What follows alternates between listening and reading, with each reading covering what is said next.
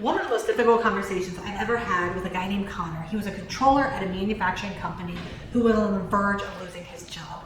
Not because of an accounting error, but because of an HR mistake. Connor had been with the company for 12 years. His financial expertise had helped the business grow from a small operation to a mid-sized manufacturer with 75 employees.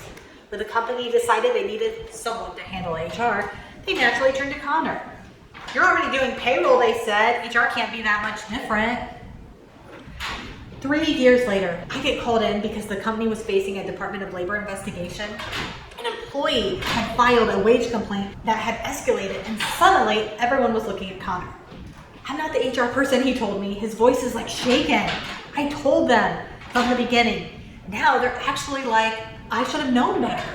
The mistake was a classification error that had affected multiple employees. A straightforward issue that any trained HR professional would have caught immediately.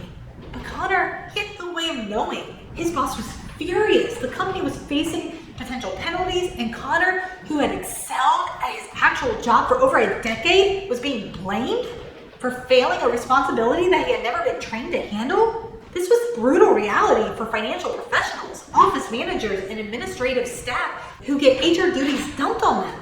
When things go well, it's expected. When things go wrong, it's your fault. I've seen this pattern repeat dozens of times. A dedicated employee gets additional HR duties with no training, no resources, and no support. They do their best with the information they have. Then, when the inevitable mistake happens, they're held accountable as if they're HR experts all along. If you're an accountant or an administrative professional with HR responsibilities, protect yourself. Document every time you've asked for training or resources. Be clear about your limitations, and most importantly, get help before a mistake happens. Connor kept his job, barely, but his reputation took a hit that could have been avoided if the company had simply invested in proper HR support from the beginning. So don't let your career be collateral damage for your company's unwillingness to invest in real HR expertise.